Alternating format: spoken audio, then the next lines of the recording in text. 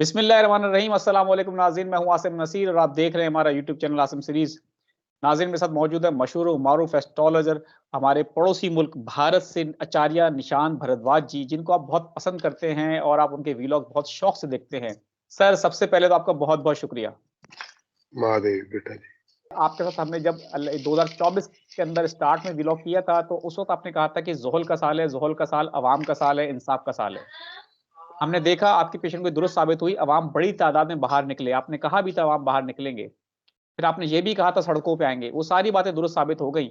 लेकिन सर जिस तब्दीली के लिए अवाम बाहर निकले 8 फरवरी को, वो तब्दीली हमें नज़र आई नहीं। आप क्या समझते हैं, क्या कहेंगे? देखिए बेटा जी, मैंने आपको अपने इस चैनल से पहले भी कहा था कि हालात 1971 के बने हुए हैं। जब बांग्लादेश पाकिस्तान से अलहदा हुआ था, उस वक़्त भी जो शेख मुजीबुर रहमान वो इलेक्शन जीते थे और उनके मैंडेट को इन्होंने छीन लिया था। बिल्कुल। आज भी इमरान खान जीते हैं। मैंने ये भी कहा था कि जीतेगा इमरान खान, लेकिन प्रधानमंत्री नवाज शरीफ नहीं बनेगा, लेकिन इनमें से ही बनेगा, चोरों में से कोई। मैंने ये भी कहा था कि मरियम नवाज का जायजा इन सब में बेहतर है, वो वजीर आला पंजाब बन गई है। तो कमोबस सारी घटनाएं वैसे ही हुई, सारे इंसिडेंट्स जैसा हम ऑलरेडी पहले डिस्कस कर चुके बिल्कुल। हैं। और आगे भी मुझे मुल्क के हिसाब से अगर मैं बात करूं तो कुछ अच्छा नहीं दिख रहा भाई, क्योंकि लूट खसोट जो है अब तक होती रही है, लेकिन ये साल जो है नहीं चलेगी। लोग लड़ेंगे अभी। जो चिंगारी दबी हुई है, आप देखिएगा कि वो दबी हुई चिंगारी फिर बाहर फूटेगी। और अप्रैल से जून तक बहुत बवाल होने वाले हैं पाकिस्तान में। अच्छा, बिल्कुल ठीक है। अच्छा सर, आप क्या समझते हैं जो पाकिस्तान में मखलूत हुकूमत बनी है, ये पीडीएम 2 ही है, जो 16 माह जिसने हुकूमत की थी, उसी तरह का सेटअप आ गया है। फ़र्क ये है कि नवाज़ शरीफ साहब उस वक़्त वतन में नहीं थे, लेकिन इस दफ़ा आ गए, लेकिन वज़ारत-उज़्मा उन्होंने कबूल नहीं की। अब आपको क्या लगता है, ये हुकूमत कितना अरसा चलती नज़र आ रही है आपको? लंगड़े घोड़े पे कितने दिन सवारी करोगे भाई, कितनी दूर तक जाओगे? तो आपके वजीर आजम तो ऐसे हैं, उन्हें तो होशो हवास ही नहीं रहता। बारिश में भीगती हुई लड़की का छाता छीन के खुद चल पड़ते हैं इंटरनेशनल प्लेटफॉर्म पे बेइज्जती कराने के लिए। कानों पे उनको ईयरफोन लगाना आता नहीं है। 2 कदम चल नहीं पाते हैं। कब्र में दोनों ही पैर लटके हैं, एक भी ना कहूं मैं। जो खुद नहीं चल पाते हैं वो हुकूमत क्या चलाएगी? ये सितंबर तक देख लीजिएगा, चल जाए वाह मुशक्कत, कुछ ना हो। मुझे लगता नहीं है सितंबर के बाद ये चलेगी। अच्छा सर, क्या समझते हैं आप, इस वक़्त असेंबली जो बनी है नई, उसमें पीटीआई की आपने भी देखा आपने, क्योंकि आप पाकिस्तान के बारे में काफ़ी मालूमात रखते हैं, आपकी मालूमात ज़्यादा है, नॉलेज भी है, आप लोगों के साथ हमारे साथ व्लॉग भी करते हैं। 8 फरवरी को वोट तो पीटीआई को डला था, लेकिन रिज़ल्ट उसके अगेंस्ट आए। बहुत बड़ी तादाद में धांधली हुई है, जिसकी कोई मिसाल, जिसकी कोई नज़ीर नहीं मिलती। और उसके बाद पाकिस्तान तहरीक-ए-इंसाफ के जो रहनुमा हैं, वो ये कहते हैं कि हम असेंबली को चलने नहीं देंगे, इस हुकूमत को चलने नहीं देंगे। और असेंबली के अंदर अब इमरान खान ज़िंदाबाद के नारे भी लगना शुरू हो चुके हैं। आप क्या मंज़रनामा आगे पाकिस्तान का बनता देख रहे हैं? ये जो सिलसिला शुरू हुआ है, ये चलता ही रहेगा। मैंने कहा ना, वो असेंबली के अंदर ही नहीं, असेंबली के बाहर भी लोग इमरान खान जिंदाबाद करेंगे। और वो जो रहनुमा बनते हैं पाकिस्तान के, अमेरिका, चीन, तुर्की, उनमें से किसी ने भी तो आवाज नहीं उठाई। भाई आप क्या कर रहे हो? ये सौदेबाजी पहले ही हो गई थी, और ये भी पता था कि आवाम जो है इमरान खान के साथ है। वो दिखा भी। हजारों उन्होंने उनको सारे उनके निशानात छीन लिए, बल्ला छीन लिया। पता नहीं किसी को कटोरी थमा दी, किसी को बैंगन, किसी को कुछ, किसी को कुछ, फिर भी वो जीते। ये भी हमने डिस्कस किया था। और फिर भी उनके साथ धांधली करनी पड़ी इनको, और धांधली करके भी वो 100 तक पहुंच गए। बिल्कुल। आप सोचिए, ये मैंडेट जो है 98% इमरान खान के पक्ष में आया हुआ, उसमें धांधली करके भी वो 100 तक तो उनको रोक ही नहीं पाए। तो अब कहाँ रोकेंगे भाई, कि ये 100 तक तो वैसे ही पहुंचे हुए थे, और 50-60 सीटों पे इनको धांधली करके हराया गया है। बिल्कुल। और जो लोग अभी सत्ता में बैठे हैं, उनके पास तो वैसे ही मैंडेट नहीं है। उन्होंने तो एक दूसरे के खिलाफ जो है इलेक्शन लड़े थे। कौन सा उनका कोalition हुआ था इलेक्शन से पहले? बिल्कुल। तो जनता ने जिनके खिलाफ मैंडेट दिया है, वो सत्ता में बैठे हुए, ये भी हम डिस्कस कर चुके थे। बिल्कुल। वो डीजल अलग से अपना भोपू बजा रहा है अभी। इनका बेड़ा गर्क होने वाला है भाई, ये मान के चलो। शनि महाराज नहीं बख्शेंगे, क्योंकि वो किसी मजहब और उसकी चटनी चाटने से उनको फर्क नहीं पड़ता। शनि महाराज, सितारों को कोई फर्क नहीं पड़ता आप कौन से मजहब से हैं, कौन से मुल्क से हैं। वो अपना काम बड़ी ईमानदारी से करते हैं भाई। बहुत बुरे हालात होने वाले हैं असीम, मालिक ना करे ऐसा हो, बट हालात ठीक नहीं है भाई। बिल्कुल ठीक है। अच्छा सर, सेनेट में भी और कौमी असम्बली में इमरान खान की रिहाई के हवाले से करारदाद पेश कर दी गई है, और सदारती उम्मीदवार हैं महमूद खान अचकजई, उन्होंने भी कहा है कि इमरान खान को रिहा किया जाए। और अपोजिशन लीडर हैं उमर अयूब साहब, उन्होंने भी कहा है इमरान खान साहब को रिहा किया जाए, और ये करारदादें भी पेश हो चुकी हैं। अब आपको क्या लगता है कि इमरान खान का रास्ता रोकना कितना मुश्किल होगा इन बहुत लोगों के लिए? मुश्किल है, अप्रैल के बाद तो बहुत ही ज्यादा मुश्किल है भाई। एक बार अप्रैल 15 चली गई, उसके बाद तो इनकी मुसीबतें और बढ़ेगी, और जून एंड तक इनको किसी भी सूरत में उसको छोड़ना पड़ेगा। अच्छा, मुसीबत ये है कि इमरान खान जेल में जब इतनी बड़ी मुसीबत बना हुआ है इनके लिए, छोड़ने के बाद वो तो अपनी आदतन जो है वो फिर आएगा मैदान। तो वो कितनी बड़ी मुसीबत होगी, इसमें तो जायचों की जरूरत ही नहीं, सामने दिख रहा है।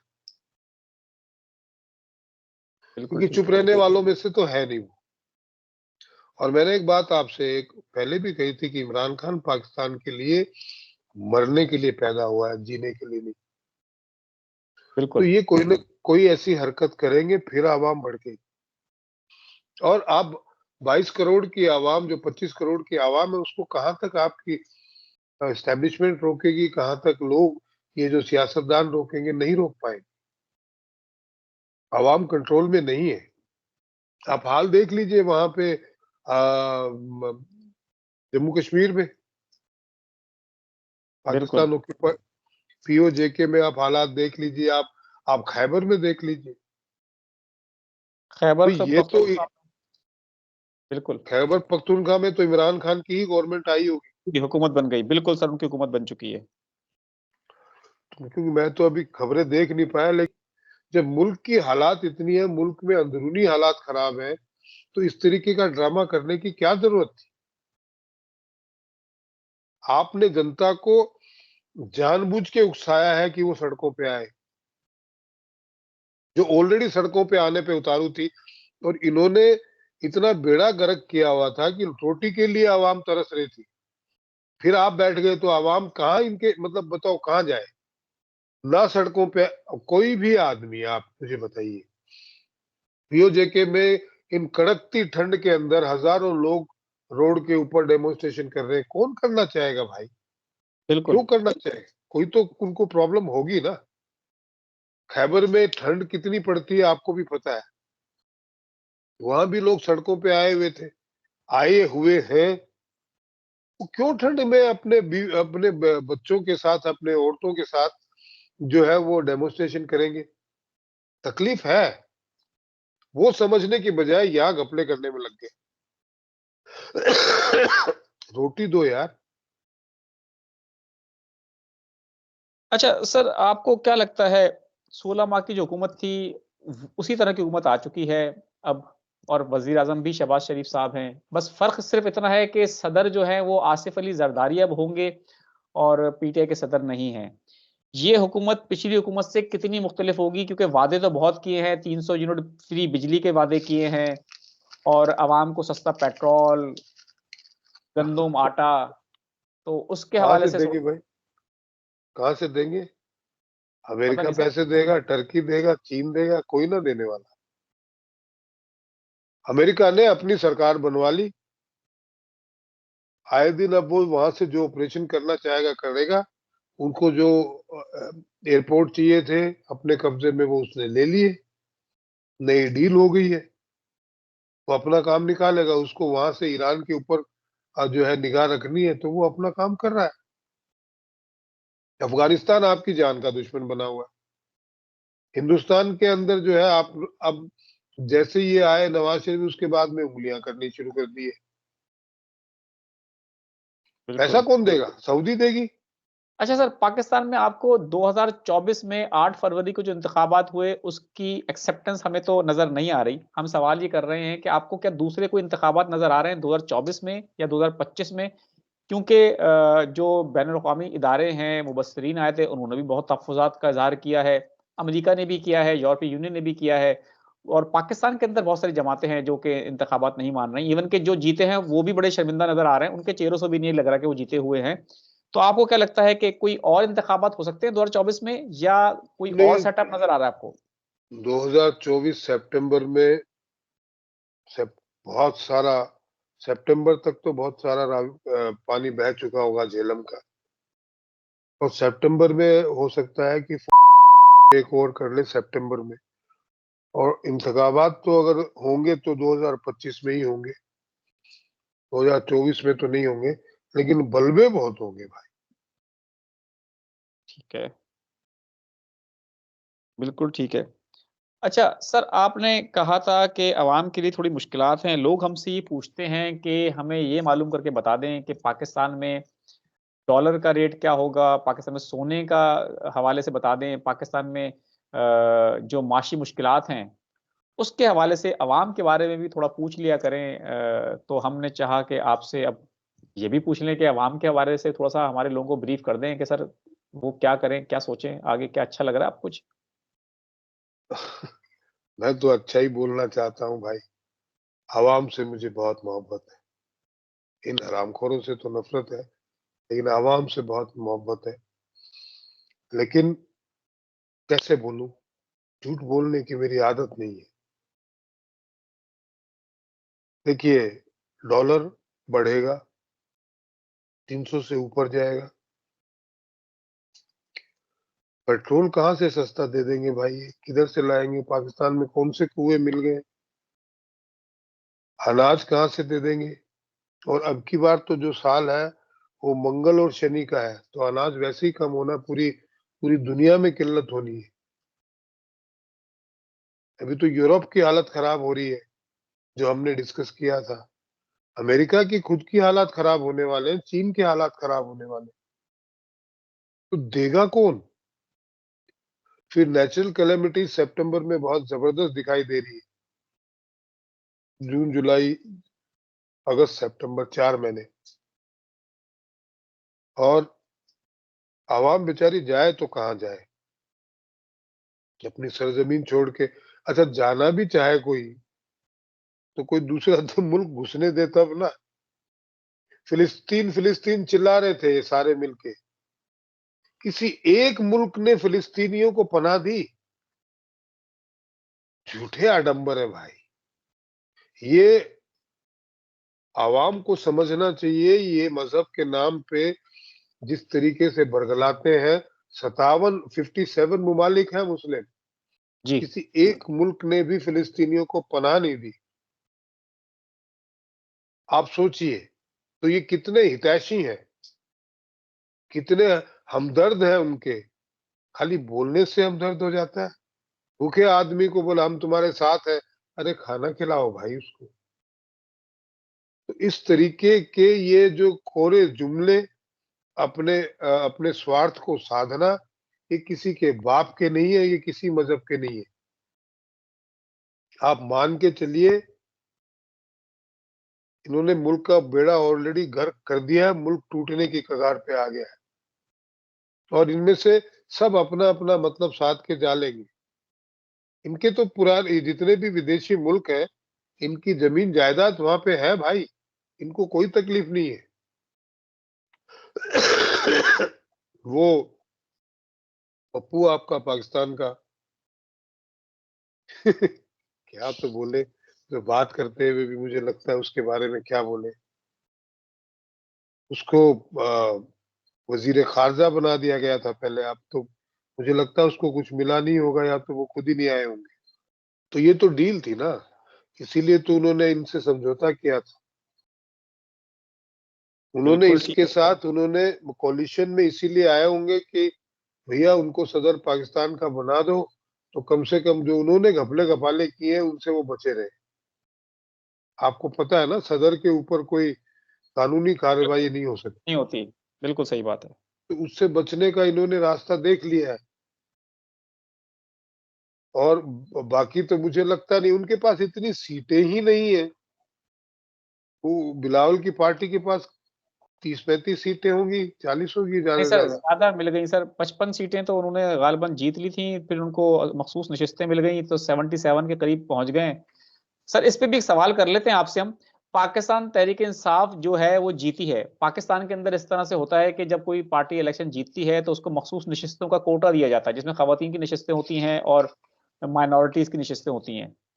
तो वो नशिस्तें तमाम पार्टियों को तो मिल गई, लेकिन पाकिस्तान तहरीक इंसाफ के हिस्से की जो नशिस्तें थी जो उसको मिलना चाहिए थी, वो उनको नहीं दी इलेक्शन कमीशन ने, वो भी दूसरी पार्टियों में बांट दी हैं, उधर से भी महरूम कर दिया गया। यानी वो कि इसलिए अंधा कि बांटे इन्होंने तो रेवड़ियां, वो भी अपनों अपनों को। हाँ, वो इन्होंने इसलिए ये उसके लिए पीछे इन्होंने तर्क दिया होगा कि भैया ये तो इसकी इमरान की पार्टी नहीं है, तो निर्दलीय जीत के आए तो इनको कैसे दे।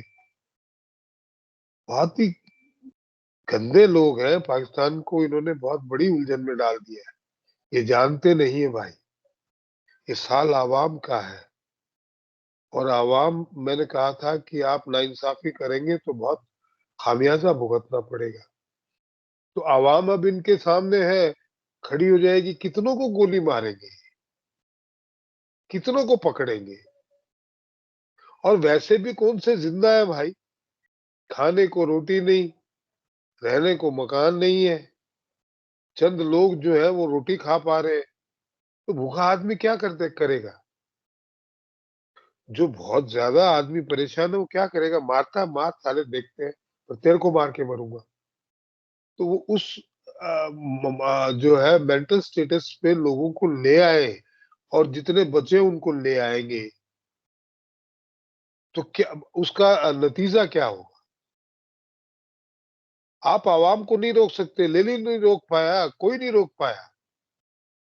आवाम एक बार भड़क जाती है, चाहे वो अमेरिका में हो, चाहे वो पाकिस्तान में हो, चाहे वो हिंदुस्तान में हो, कहीं भी हो, आवाम को नहीं रोक सकते साहब आप। बिल्कुल ठीक है। अच्छा सर, आपने कहा था कि ये साल अवाम का साल है, वो तो हमने देख लिया। आपने कहा था ये साल इंसाफ का साल है। इंसाफ के हवाले से हम आपसे पूछना चाहते हैं कि पाकिस्तान तहरीक इंसाफ इंसाफ के लिए दर-बदर की ठोकरें खा रही है। फिल वक़्त अभी तक, जब तक हम आपसे वीलॉग कर रहे हैं, उसको इंसाफ मिलता नज़र नहीं आ रहा। इलेक्शन कमीशन ने उनसे इंतखाबी निशान छीन लिया, वो उनको वापस नहीं मिला। मुख्तलिफ निशानात दिए गए, लेकिन पार्टी को फिर भी उनके चाहने वालों ने ढूँढ-ढूँढ के उनके इंतखाबी निशान को, उस पे वोट डाला और पार्टी को जिताया, लेकिन उनका मैंडेट चोरी कर लिया गया, मखसूस नशिस्तें चोरी कर ली गईं। पार्टी को सुन्नी ताज काउंसिल के रहनुमा कहने लग गए, उनके तहरीक इंसाफ के रहनुमा बेचारे वो सुन्नी ताज काउंसिल के रहनुमा कहलाने लग गए। सब कुछ करके देख लिया। अब तक तहरीक इंसाफ लेकिन इंसाफ के लिए कोशिशें कर रही है और उसने कोई भी गैर कानूनी, गैर आईनी रास्ता इख्तियार नहीं किया। इमरान खान अभी तक जेल के अंदर मौजूद हैं। आपको क्या लगता है ये इंसाफ मिलता कब तक नज़र आएगा आपको? देखिए, ये नेचर का नियम है कि जब तक पाप का घड़ा भरता नहीं है ना, तो वो फूटेगा कैसे। तो ये जितने भी पाप कर रहे हैं, इनका घड़ा भर रहा है, थोड़ा सा बचा हुआ है, वो भरते ही फूट जाएगा। ये सारे भागते फिरेंगे जिन्होंने ये सारे काम किए, क्योंकि आवाम ढूंढ ढूंढ के कूटेगी इनको। पाप का घड़ा, जब तक पाप का घड़ा भरेगा नहीं तो फूटेगा नहीं ना। अभी तो भर रहा है, और ये नित नए दिन ऐसे करतब कर रहे हैं जिससे कि वो जल्दी से जल्दी भर जाए और फूट जाए। वरना तो क्या है, बेईमानी इतने सालों से ही चल रही है मुल्क में, धीरे धीरे करते हैं, छिपछिपा के करते हैं, तो वो घड़ा ये थोड़ा थोड़ा बढ़ता है। अब इन्होंने इस बार तो पूरा ही बढ़ने की कोशिश इन्होंने जबरदस्ती कर रहे हैं कि भर ही जाए कैसे भी करके। 71 में यही तो हुआ था, इन्होंने पूरी तरीके से उसको भर दिया, वो फूट गया। सर, इमरान खान ने अडियाला जेल में यही कहा है कि 1971 में भी पाकिस्तान का मैंडेट चोरी किया गया था, अवाम को उसका हक नहीं मिला था, तो हालात खराब हो चुके थे। वो अभी भी ये कह रहे हैं कि पाकिस्तान तहरीक इंसाफ का मैंडेट चोरी किया गया है। अभी भी वो कह रहे हैं कि मैं तमाम लोगों को माफ़ करने के लिए तैयार हूँ। मैं किसी से बदला लेना नहीं चाहता। मैं चाहता हूँ पाकिस्तान तरक्की करे, जमहूरियत यहाँ पे फले-फूले। लेकिन उनकी बात को सुना नहीं जा रहा। यही तो मुजीबुर रहमान के साथ किया था, उसने भी यही बोला था।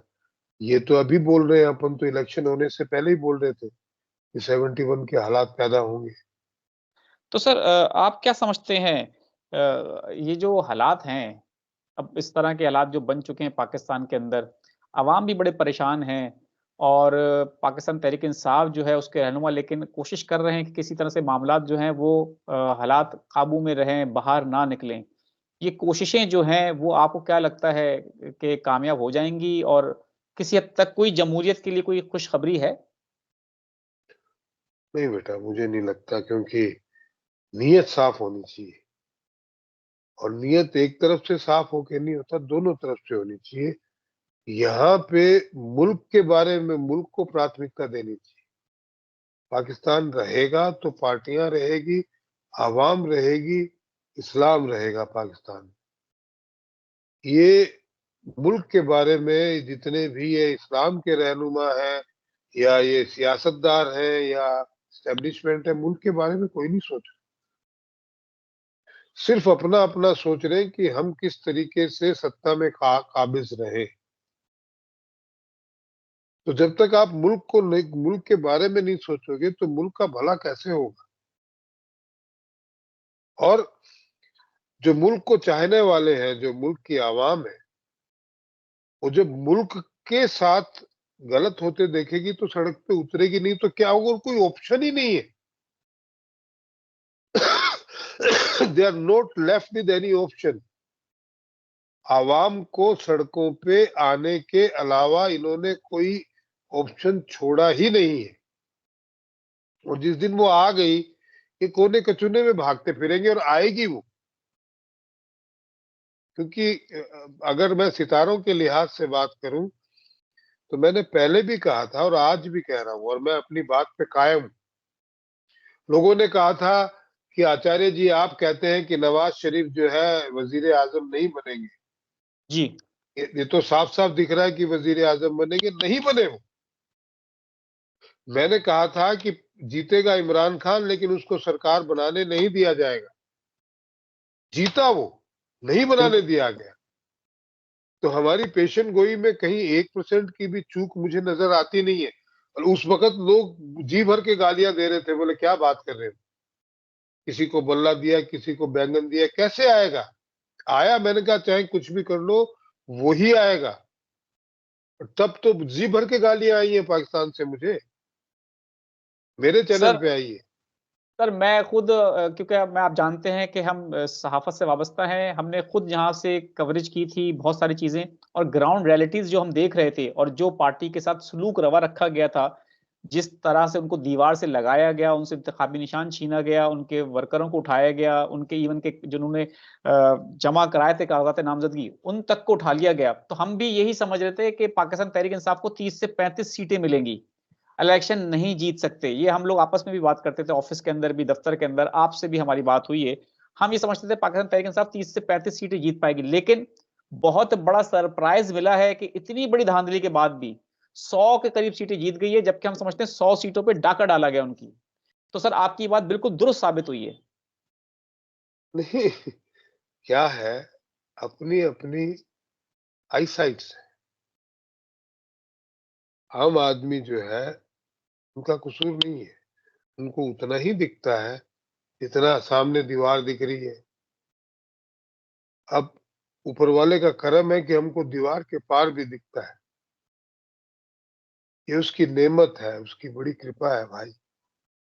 और हमें क्या, देखिए, मेरा वास्ता पाकिस्तान की आवाम से है।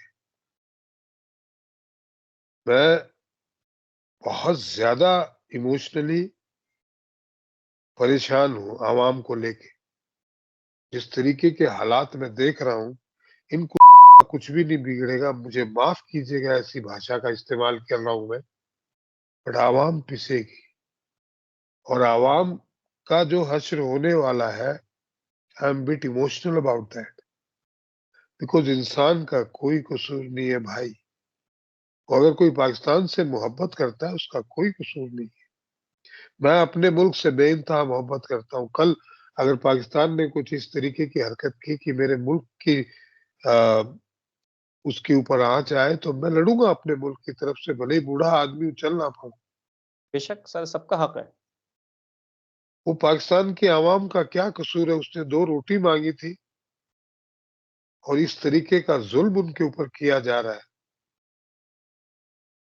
कोई जमहूरियत है ये? ऐसी जमहूरियत होती है? और सरेआम आप डाका डालते हैं, तो आपको डाकू क्यों ना कहा जाए भाई? और डाकुओं की जो हुकूमत होती है वो कितनी अच्छी होती है, तो पूरी दुनिया में किसी से पूछिए। आप किसी फिलोसोफर से पूछ लीजिए, वो अपने सारे फलसफे लगा ले, तो क्या नतीजा निकलेगा उसमें? आप जीने का हक भी नहीं देंगे, वोट डालने का भी हक नहीं देंगे, रोटी नहीं दे रहे, पानी नहीं दे रहे। आपने डॉलरों के भाव बढ़ा दिए, पेट्रोल के बढ़ा दिए, चीनी महंगी हो गई है, सिर्फ आपके ईगो की वजह से। वरना आपके ताल्लुकात हिंदुस्तान से अच्छे रहते, तो चीनी, आलू, प्याज ये तो आपको सस्ते मिलते रहते। बेशक। सर, महमूद खान अचकज़ई ने भी यही बात की है जो आप बात कर रहे हैं कि जिन्होंने भी पाकिस्तान के अवाम के मैंडेट पे डाका डाला है, उन्होंने गद्दारी की है और उनको गद्दारे वतन कहा है उन्होंने। है ही है गद्दार वतन। उन्होंने गद्दारी किससे की है? वतन से ही तो की है। और क्यों की भाई? अपने निजी स्वार्थ के लिए, अपने फायदे के लिए तो किया है। इसमें मुल्क का क्या फायदा है? कि कोई भी पार्टी जीते, वो हुकूमत करेगी, वो मुल्क को चलाएगी अपने हिसाब से, उनके अपने नियम कानून और जो भी उन्होंने मुल्क के लिए सोचा होगा। पर आप रोक रहे हैं उसमें, इसमें मुल्क का क्या फायदा है? फायदा तो आपका, आप अपने फायदे के लिए चोरों की बारात इकट्ठी कर लिया आपने। तो इमरान खान मुझे तो रोटी दे के नहीं जाता ना भाई। मेरा उससे, इसलिए मैं इमरान खान को इसलिए चाहता हूं कि वो अपने मुल्क से मोहब्बत करता है, और मैंने उसे अपने मुल्क से मोहब्बत करते हुए देखा है। और मुझे वो हर इंसान प्यारा है जो अपने मुल्क से मोहब्बत करता है। इसीलिए बेशक। मैं पाकिस्तान की आवाम के बारे में चिंतित हूं, क्योंकि वो जो लोग इतनी पाबंदियों के बाद भी अपने मुल्क के लिए वोट डालने आए, बेशक वो अपने मुल्क से बहुत मोहब्बत करते हैं। भले हिंदुस्तान से नफरत करें, लेकिन अपने मुल्क से तो मोहब्बत करते हैं। तो उस हर आदमी को सलाम है जो अपने मुल्क से मोहब्बत करता है। मुल्कों की दुश्मनी अब अलग लेवल पे है। अच्छा सर, अभी पाकिस्तान में दोबारा से तहरीक-ए-इंसाफ ने इंट्रा पार्टी इंतखाबात कराए हैं। तो जब भी पाकिस्तान तहरीक-ए-इंसाफ इंट्रा पार्टी इंतखाबात कराती है, तो अकबर एस बाबर साहब हैं एक यहाँ पर पाकिस्तान में। अजीब-ओ-गरीब इंसान है, वो बाहर निकल आते हैं और उसको चैलेंज कर देते हैं। पहले भी हमेशा उन्होंने किया है और वो हमेशा एक मुद्दा लाते हैं कि मैं बानी मेंबर हूँ। हमारे समझ में आज तक नहीं आया कि ऐसा कौन-सा पार्टी का बानी मेंबर होगा जो अपनी पार्टी को इतना नुकसान पहुँचाए। उन्होंने पहले भी बल्ला छिनवाने में भरपूर किरदार अदा किया, अब दोबारा इंतखाबात हुए हैं, दोबारा वो निकल कर आ गए हैं। इसके अलावा उनका कोई काम नहीं बचा। सियासत उनके पास नहीं आती-जाती, उनको सियासत वो कर नहीं रहे, इलेक्शन वगैरह में लड़ते बिल्कुल कुछ नहीं है उनका किरदार। सिर्फ़ उनका एक ही किरदार रह गया है कि पाकिस्तान में जब भी इलेक्शन होते हैं इंट्रा पार्टी पीटीआई के, वो बाहर आते हैं, प्रेस कॉन्फ्रेंस करते हैं और अदालतों में चले जाते हैं, कहते हैं इसको कलअदम करार दिया जाए। वो दोबारा से आ गए हैं अपनी नौकरी लेके, इस तरह की जो उनको नौकरी मिली हुई है। तो आप क्या समझते हैं पाकिस्तान तहरीक-ए-इंसाफ को बल्ले का निशान मिल जाएगा, क्योंकि पाकिस्तान में बड़ी साजिशें हो रही हैं कि उनको बल्ले का निशान वापस ना मिले। इनके बाप को भी देना पड़ेगा, समय लगेगा, देना पड़ेगा। बाप का राज है क्या? आप कुछ भी कर लेंगे, आप खुदा हैं? खौफ खाइए खुदा का भाई, जाके शक्ल दिखानी पड़ेगी वहां पे। और ये जो साहब हैं, ये तो ऐसे विघ्न संतोषी हैं कि इनको तो पैसे मिल गए ना, काम क्या है बताइए? पब्लिक के सामने जाके इंतखाबात तो जब लड़ेंगे जब इनके पीछे 2 लोग होंगे। इनके घर में 20 लोग होंगे तो उनमें से 1 वोट आएगा इनको खुद का, 19 नहीं आएंगे। और इन्होंने क्या मजाक बना के रखा है? पूरी कायनात चलाने वाले यही है, खुदा हो गए। खौफ खाइए भाई, ऐसी सीरत होने वाली है कि पूरी दुनिया खौफ खाएगी इनके नाम से,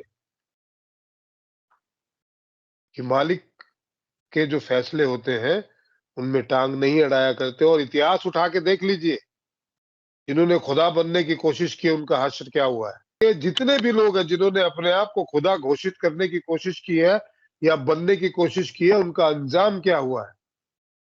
बड़े बड़े बादशाह जो हैं वो मिट्टी में मिल गए हैं। और दुनिया के किसी कोने में देख लीजिए, तो है ही पिद्दी, इनकी औकात कुछ नहीं है, खुदा बन बैठे हैं। ये कल के हमारे तराशे हुए बुत हैं जो आज अपने आप को खुदा कहने लगे हैं। ये बेशक। पाकिस्तान की आवाम ने ही तराशा है ना इनको। बिल्कुल सर,